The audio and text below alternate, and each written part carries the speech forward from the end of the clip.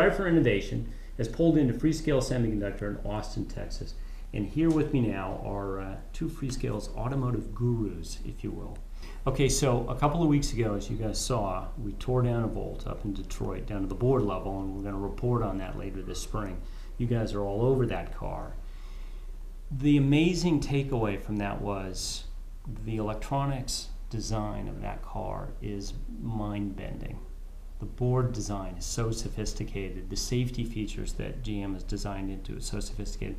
You guys have a catbird seat into what the thinking was going on there. But take us back 15, 20 years. Automotive electronics design has come a huge distance in the last 20 years. Walk us through that period of time. Okay.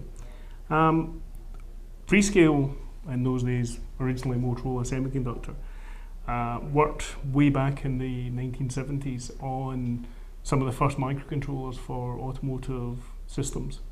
Our priority in those days was very much on the emissions control when the first rules were coming out in the late 1970s. And as I said, we developed some of those first microcontrollers. We worked with General Motors, who we still work with today, and you saw we have a very large content in the Volt today. And over the years, we've developed a number of different solutions based on first 8-bit, then 16-bit, and now 32-bit microprocessors for engine control systems. And today, as you see, the Volt is a very high-tech solution using multi-processors. Maybe an unfair question, but who would you say pushed innovation in automotive electronics design more? Obviously, there's joint development going on, but do you think it was pushed more from the semiconductor content side, or more from the systems level design side, from the GMs and some of those guys? I think it's a combination of both. Obviously, it is the constant improvement in semiconductors, though, that allows the system developers and the car companies to implement all the ideas they have. So it's more a enabling technology that allows every 2 years significantly more performance capability in the semiconductors at similar pricing, that allows then that these new systems and the appropriate system developers to implement the ideas that were simply impossible on the components that were available just a few years earlier. To give you an idea, the microcontrollers Ray was talking about for engine control back just 10 years today would probably not be able to handle a window lift, just because the requirements have gone up so much from the system side, communication within the vehicle, that across the board requirements are now so high that it's the newer microcontrollers that are needed to meet those requirements. But it's a back and forth. We provide more capability, customers come up with ideas that use those, and of course have more ideas in the background that would require even more capability from us, which we then urgently work on to give them in the next generation. So in any electronic application area, if you look at its history, there always seems to be at least one and usually multiple inflection points where certain technological innovation comes together at the right time, right? In cell phones, it was Moore's Law plus software plus wireless capability. Is there anything like that that's gone on in the last 10 years in automotive electronics design? Okay, I think there's actually, there's something just about to happen, and there is a big change in technology that happened, and it's actually more than 10 years ago. One of the main capabilities in semiconductor technology that has helped automotive is the development in the late 1990s of embedded flash memory on microcontrollers that could support very high operating temperatures. So a lot of engine control, and the majority, is under the hood, and some of it's actually bolted to the side of the engine. So that technology came about in the late 1990s, and that has now grown. Originally there were small amounts of memory. Now there are many megabytes of flash memory that are integrated into those microcontrollers. And that was a capability that allowed the systems to be integrated and appear in many, many more systems. Before that, it would have been a very expensive solution to try and do that. Now, the latest technology innovation that's coming on for automotive is the implementation of functional safety inside the microcontrollers themselves. And that's going to see a lot of the systems that require safety, such as the steer-by-wire, drive-by-wire, shift-by-wire systems, become feasible at an economic position or price for the car companies. So, and that's embedded in the controllers themselves? Yes. Because you have memory? So no. Originally, it's to do with some new architectures that are coming out, which allow redundant memory systems and redundant architectural systems, and that's just becoming possible because of architectural improvements, but also by the new technology that allows higher integration. Okay, so you guys are in the microcontroller space. Talk to us about what. Let's just riff on that a little bit. What consumers can expect to see coming out in the next 3 to 5 years in terms of safety, in terms of navigation, in terms of drivability? In the major areas in automotive, we see all areas actually interesting innovation, but you mentioned two as the most interesting ones. One is in the safety area, where we see a move from the classical safety systems that mitigate damage once you have an crash, for example, airbag, right, which after you have a crash, it deploys and saves your life. More and more, we're seeing the customers moving to systems that prevent the crash. Driver assistance systems that give you warning, right? Lane departure warning, for example. And over time, this will move into systems that will actually actively intervene in your driving to prevent an accident. So we're seeing the move from these passive safety systems to active safety systems, driven by the tremendously higher computing performance we now make available to our customers. Many of these systems are similar to systems that were deployed in the military, right? Radar vision systems. Now, with the cost points getting to a point where it can be deployed in regular cars. So I think that's one really interesting change we'll see in cars over the next few years as these systems get deployed.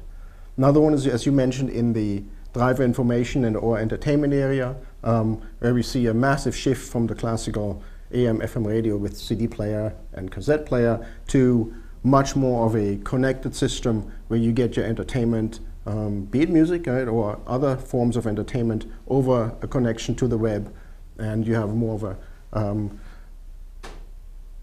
a connected radio, if you will, that allows you to have access to what you would have access to from at home, just from in your car. Let's talk a little bit about autonomous vehicles, because we can effectively do that, right? And it's going to become cheaper, more efficient, and cooler in the coming years. We know that for a fact. But it seems to me you run into a regulatory issue, right? You have governments that are not really going to be crazy about autonomous vehicles going around the world.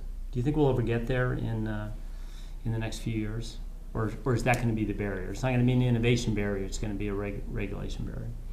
No, I think the ability to do autonomous vehicles is, I wouldn't say it's quite there today. I think it is something for the near future. But if you look at some of the systems that are out there for active radar systems and active cruise controls, there is a degree of autonomous vehicle there, the automatic parking systems as well.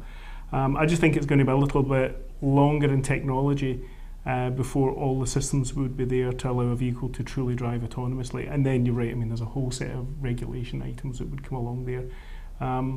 I think eventually it's possible, but I think there's a few years before the technology is quite there to do it.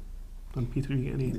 Yes, this will happen gradually, right? You'll get warnings about things that are starting to be dangerous, right? That you're approaching the vehicle in front of you too fast compared to your braking ability, right? So you get a warning, whatever form that forms, I don't know, shaking wheel or some horn or something. And then gradually, as these systems get tested out and there's experience on the road with them, and there's confidence now that they work in sufficiently high percentage of the cases, then you'll see the system starting to actually intervene.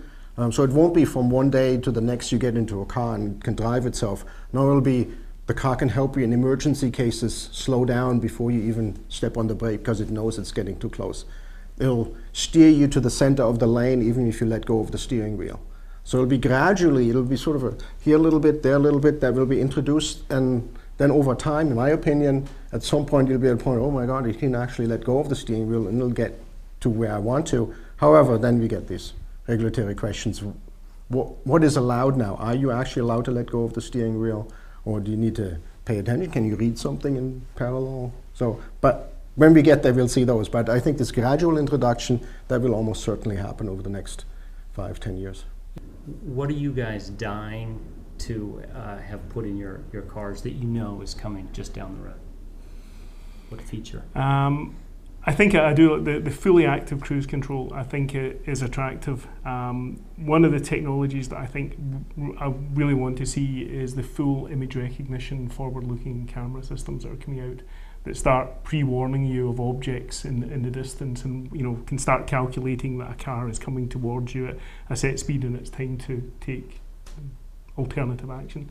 So I think that technology is not really quite there yet, but we've been working on some ideas along that line. We know some others are working on it as well, and that technology to come. That I think is something I'd love to see in a car. Similarly, my daughter just turned 16, so all these advanced safety systems would be really nice to have in the car now.